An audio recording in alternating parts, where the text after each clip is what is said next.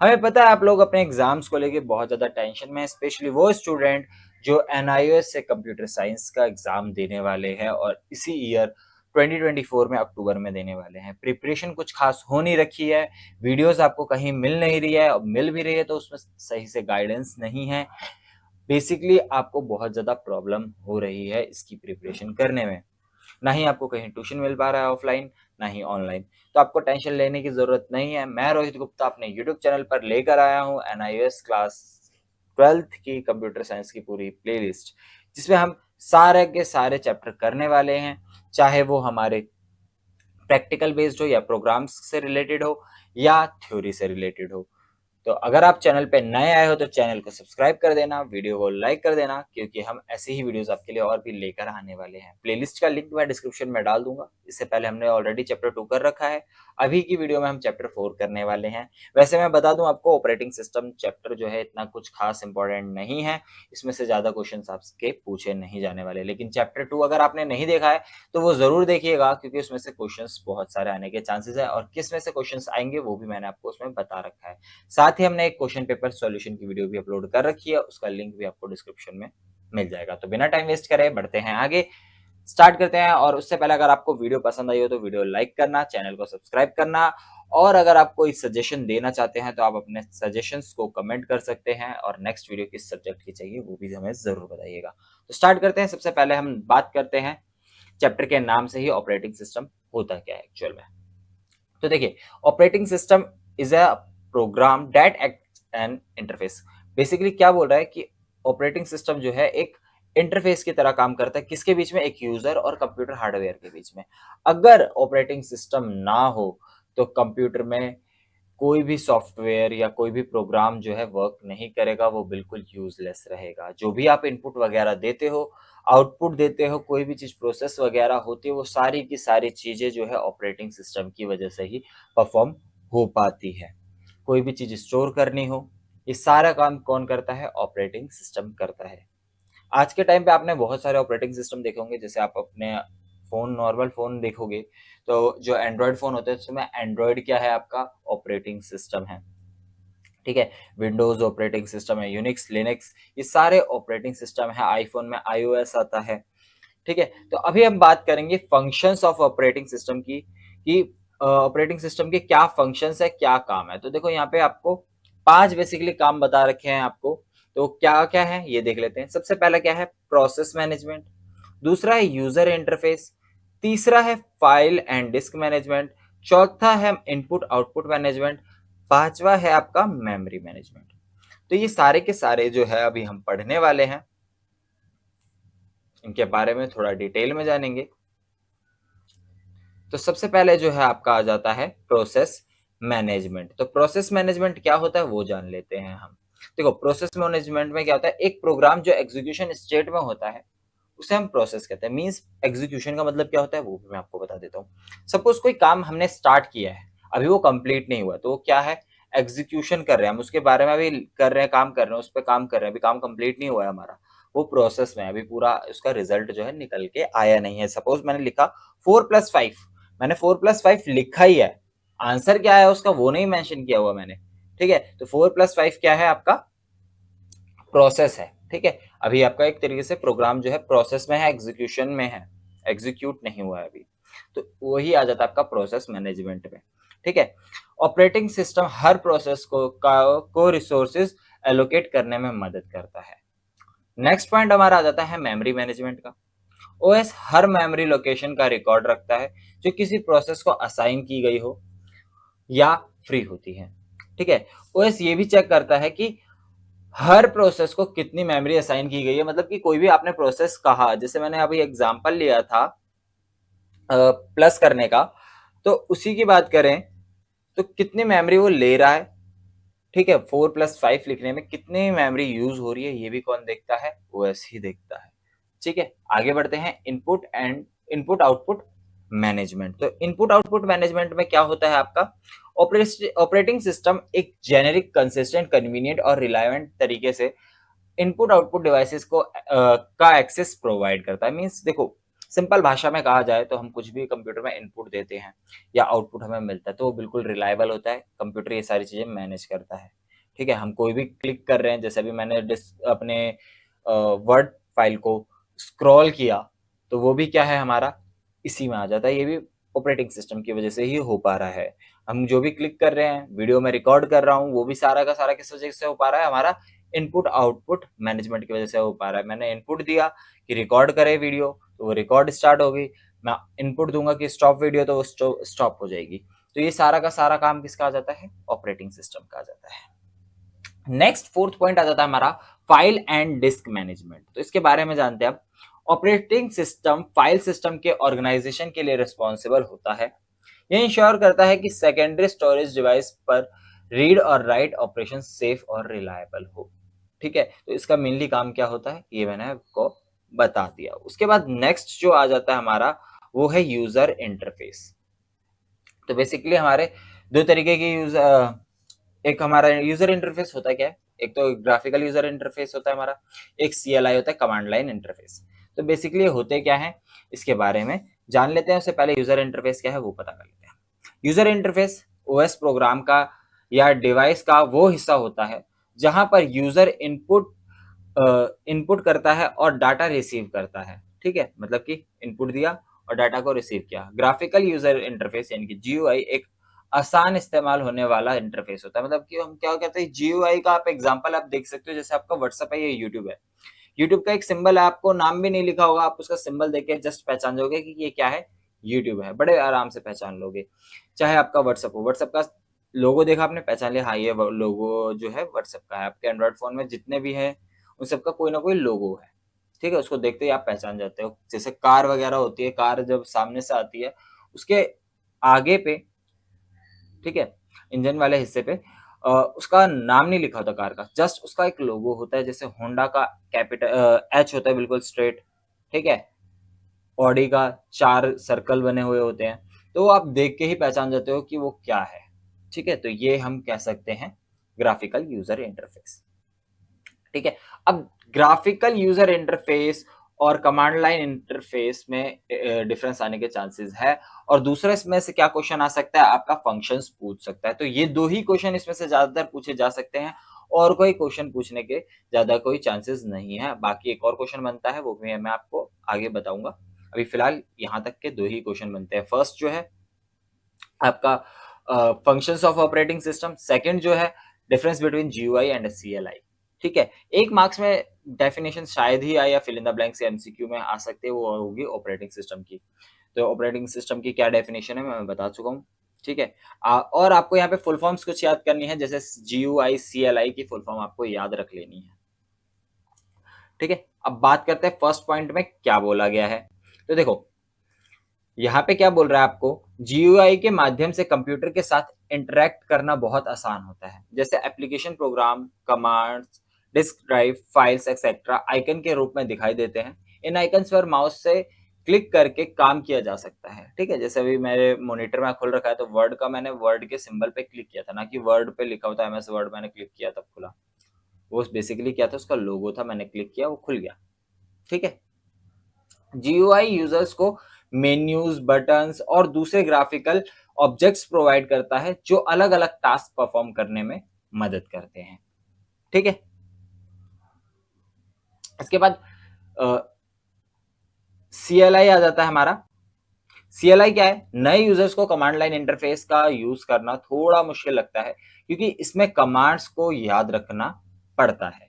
ठीक है, अब नेक्स्ट पॉइंट कंट्रोल की बात करें, तो सेकंड पॉइंट हमारा आ जाता है GUI काफी कंट्रोल प्रोवाइड करता है फाइल सिस्टम और ऑपरेटिंग सिस्टम पर, लेकिन कुछ एडवांस टास्क सिर्फ कमांड लाइन के जरिए ही परफॉर्म कर सकते हैं। ठीक है, ये चीज याद रखना कि सारी चीजें हम GUI के तरीके से नहीं कर सकते। कुछ चीजें ऐसे, कुछ काम जो ऐसे हैं, कुछ टास्क ऐसे हैं जो सिर्फ और सिर्फ कमांड लाइन के जरिए ही हम परफॉर्म कर सकते हैं। कमांड लाइन इंटरफेस का इस्तेमाल करने वाले यूजर्स को ऑपरेटिंग सिस्टम और फाइल सिस्टम पर ज्यादा कंट्रोल मिलता है। जैसे एक सिंगल लाइन कमांड लाइन से सॉरी एक सिंगल लाइन कमांड से फाइल को एक जगह से दूसरी जगह कॉपी किया जा सकता है। ठीक है, आपने सिंगल कमांड दिया, फाइल एक जगह से कॉपी हुई और दूसरी जगह चली गई। ठीक है, आई होप आपको समझ में आ गया होगा। इसके बाद रिसोर्सेज और एग्जाम्पल की बात करते हैं। तो रिसोर्सेज की बात करें तो जीयूआई में बहुत सारे सिस्टम रिसोर्सेज की जरूरत होती है, क्योंकि हर कंपोनेंट जैसे वीडियो, माउस और दूसरे डिवाइसेस के ड्राइवर्स भी लोड होने पड़ते हैं। ठीक है, कमांड लाइन इंटरफेस के केस में सिस्टम रिसोर्सेज की बहुत कम जरूरत होती है। ठीक है, उसके बाद आपका एग्जाम्पल्स आ जाता है। एग्जाम्पल्स आपको दे रखे हैं, विंडोज, मैकिनटोश, लिनक्स, ये आपके किसके एग्जाम्पल है, जीएओआई के। और यूनिक्स, एमएस डोस जो है किसके एग्जाम्पल है, सीएलआई के। ठीक है, अब इसके बाद आ जाता है टाइप्स ऑफ ऑपरेटिंग सिस्टम। कितने टाइप के ऑपरेटिंग सिस्टम है, तो इसके बारे में थोड़ा सा आपको पढ़ लेना है, ज्यादा नहीं। इसमें बेसिकली मैंने मेन मेन पॉइंट डाल रखे हैं। तो सबसे पहले हमारा आ जाता है माइक्रोसॉफ्ट विंडोज। तो माइक्रोसॉफ्ट विंडोज को डेवलपर कौन है, Microsoft. Popularity, most popular OS for home PCs. जो भी हम घर पे पीसी यूज करते हैं उसमें बहुत ही बेसिक यही है, यही यूज करते हैं हम। जैसे भी मैं जो यूज कर रहा हूँ, ये भी कौन सा पीसी है मेरा, इसमें कौन सा ओएस है हमारा, विंडोज ओएस है। ठीक है, माइक्रोसॉफ्ट विंडोज। इसके बाद रिसेंट वर्जन इसके दे रखे हैं, 2015 में आया था इसका विंडोज 10, विंडोज 8 आया था 2012 में, विंडोज 7 2009 में, विंडोज विस्टा 2007। ठीक है, अब इसके फीचर्स क्या क्या हैं, देखो फीचर्स की बात करें तो इसमें जीयूआई आ जाता है। जीयूआई बेस्ड है, बताया था जीयूआई क्या होता है, आप पढ़ चुके हैं, तो इसको इतना ज्यादा डीप में जाने की जरूरत नहीं है। Multi programming, multitasking. अब मल्टी प्रोग्रामिंग, मल्टीटास्किंग का मतलब क्या होता है कि एक टाइम पे हम इसमें बहुत सारे टास्क जो है परफॉर्म कर सकते हैं। मींस कि मैं बहुत सारे टैब ओपन कर सकता हूँ एक ही टाइम पे। मैंने इसमें जैसे गूगल क्रोम खोल लिया, ठीक है, उसमें बहुत सारा काम कर रहा हूँ। साइड में दूसरा टैब खोलूंगा, उसमें मैंने एक और ऐप खोल सकता हूँ मैं, जैसे वर्ड पे काम कर रहा हूँ मैं, गूगल क्रोम पे काम कर लिया मैंने, फाइल मैनेजमेंट खोल लिया मैंने, व्हाट्सएप खोल लिया, टेलीग्राम खोल लिया मैंने, बहुत सारे ऐप्स वगैरह खोल लिए। तो ये मल्टीटास्किंग और हो गया, मल्टी प्रोग्रामिंग भी हो गया। ठीक है, एक टाइम पे हम बहुत सारे काम कर सकते हैं। इसके बाद बात करते हैं लिनक्स की। तो ये कैसे दिखता है, इसकी इमेज भी दिख रही होगी आपको, पिक्चर्स भी मैंने ऐड करी है इसीलिए पीडीएफ में। इसके बाद लिनक्स की बात करें तो लिनक्स एक ओपन सोर्स ऑपरेटिंग सिस्टम है। ओपन सोर्स ऑपरेटिंग सिस्टम का मीन्स क्या है, ये ओपन सोर्स है, कोई भी यूज कर सकता है इसको। ठीक है, अपने अकॉर्डिंग उसको चेंजेस कर सकता है उसमें। जीयूआई, केडी एंड ग्नोम, ये नाम है जीयूआई इसका। Distribution, various distribution from companies like Red Hat, SUSE, Ubuntu, सैंड्रोस। तो ये कुछ कंपनीज के नाम दे दिए कहाँ जहां जहां ये डिस्ट्रीब्यूट हो रखा है। अब इसकी कंपोनेंट की बात करें तो इसका कर्नल जो है इसका कोर पार्ट होता है इसका। ठीक है, system library provides functions for application program to access kernels feature को यूज करने के लिए सिस्टम लाइब्रेरी है। ठीक है, उसके बाद system utility handles specialized individual level task. तो ये सिस्टम यूटिलिटी क्या करता है, एक इंडिविजुअल लेवल के टास्क जो है हैंडल करता है। ठीक है, इसके बाद फीचर्स की बात करें तो ओपन सोर्स है। ओपन सोर्स का मतलब क्या है, source code available for use और मॉडिफिकेशन की, कोई भी मॉडिफिकेशन कर सकता है। मैंने आपको बताया बिल्कुल फ्री है, कोई भी ऐसा नहीं है कि सिर्फ और सिर्फ पैसे देके ही आप करोगे, तो फ्री है ये। ठीक है, through public collaboration and freely available. Multi user system supports multiple user simultaneously और एट डिफरेंट टाइम्स। ये मल्टीपल यूजर सिस्टम है ये। ठीक है, मल्टी यूजर एक ही टाइम पे बहुत सारे यूजर यूज कर सकते हैं या डिफरेंट टाइम पे। Customizable, sorry, customizable user interface varies by distribution offering more customization than Windows. Windows से ज्यादा कस्टमाइजेबल है। ठीक है, इसके बाद बात करते हैं यूनिक्स की। तो यूनिक्स डेवलप कब हुआ था, 1960 में डेवलप हुआ था। स्टेबिलिटी की बात करें, stable multi user multitasking system है। ठीक है, पॉपुलर वर्जन कौन सा है, सन सोलरिस और मैक ओएस एक्स। अब फीचर्स की बात करें तो फीचर्स में आ जाता है flexibility, can be installed on various system, sorry various types of machines, की फ्लेक्सिबल है, अलग अलग मशीन पे परफॉर्म कर सकते हैं इसको। अलग अलग जितने भी कंप्यूटर्स हमारे, main frame computer, super computer और माइक्रो कंप्यूटर, तीनों में हम चला सकते हैं इसको। सिक्योरिटी की बात करें तो बेटर बिल्ट इन सिक्योरिटी, सबसे अच्छी सिक्योरिटी जो है सी की मानी जाती है। Permission features compare to Windows. ठीक है, अब बात करते हैं लास्ट हमारा स्मार्टफोन बेस्ड ऑपरेटिंग सिस्टम। तो स्मार्टफोन का ओएस मैंने बताया आपको, स्मार्टफोन में आपको आईओएस देखने को मिल जाएगा, और भी बहुत सारा, आईओएस हो गया हमारा, एंड्रॉयड हो गया, फंटोश ओएस आ गया है, फन टच करके शायद से, मे बी नाम मेरे को याद नहीं सही से। तो ऐसे बहुत सारे ओएस आ चुके हैं।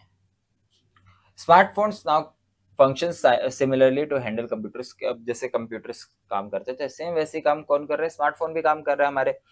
उसमें कॉल्स कर सकते हैं हम, मैसेज भेज सकते हैं, बहुत सारे ऐप डाउनलोड कर सकते हैं, वेदर फोरकास्ट देख सकते हैं, ईमेल्स भेज सकते हैं, गेम भेज सकते हैं, सॉरी गेम खेल सकते हैं, न्यूज देख सकते हैं, और भी बहुत सारे काम जो है हम स्मार्टफोन से कर सकते हैं। तो अब कौन कौन से ऑपरेटिंग सिस्टम है स्मार्टफोन में वो जान लेते हैं। तो सबसे पहले आ जाता है हमारा iOS। इसका डेवलपर कौन है, एप्पल। और डिवाइसेस कौन कौन सी है, आईफोन, आईपैड और आईपोड। ठीक है, तो यहाँ पे कुछ बेसिकली फोन दे रखे हैं। अभी तो रिसेंटली आईफोन 16 लॉन्च होने वाला है। फीचर्स की बात करें तो मल्टीटास्किंग कैपेबिलिटी है इसकी। टच रिस्पॉन्सिव इंटरफेस है कि मतलब कहीं पे भी टच करोगे वो चीज क्लिक हो जाएगी। ठीक है, exclusive to Apple products. Pre installed apps, इसमें कुछ प्री इंस्टॉल्ड ऐप हो गए जैसे सफारी वेब ब्राउजर है, जिसे हम सिरी भी बोलते हैं, आईट्यून्स, मेल, ये इसमें पहले से ही आ जाते हैं। Access to millions of apps via the app store की, बहुत सारे आप ऐप डाउनलोड कर सकते हो ऐप स्टोर से, जैसे कि रेसिपी बुक होगी, कोई गेम होगी, किसी चीज का ट्यूटोरियल हो गया, और भी बहुत सारी चीजें। अब बात करते हैं एंड्रॉयड की।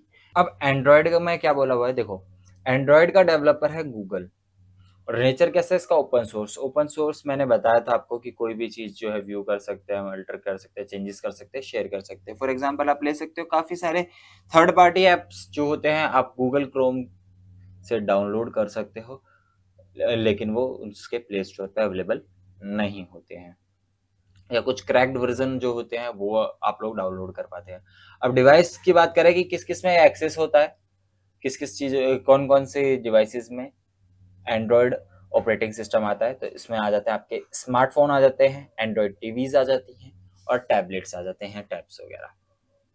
ठीक है, आगे बढ़ते हैं। ये एग्जांपल दिखा दिया गया है एंड्रॉयड फोन के। अब देखो फीचर्स क्या है, कस्टमाइजेबल ऑपरेटिंग सिस्टम है, unlimited access for app developers, less retrieve licensing allowing for a wide range of free content, जैसे मैंने आपको बताया, millions of available apps available, many of which are free, काफी सारे एप्स ऐसे होते हैं जो फ्री होते हैं।